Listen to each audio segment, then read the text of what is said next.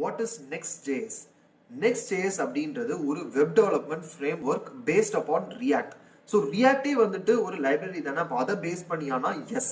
So ரியாக்ட்ல என்ன அப்படின்னா வந்து it's only for building client side applications. வேற Next.js என்னன்னா இதை இன்னொரு ஸ்டெப் ஃபர்தரா எடுத்துட்டு போய் both client side and server side applications build பண்றதுக்கான ஒரு ஃப்ரேம் ஒர்க்கா கிரியேட் பண்ணப்பட்டது தான் Next.js. Next.jsல என்ன அப்படின்னா வந்து லாட் ஆஃப் அட்வான்டேஜஸ் இருக்குது.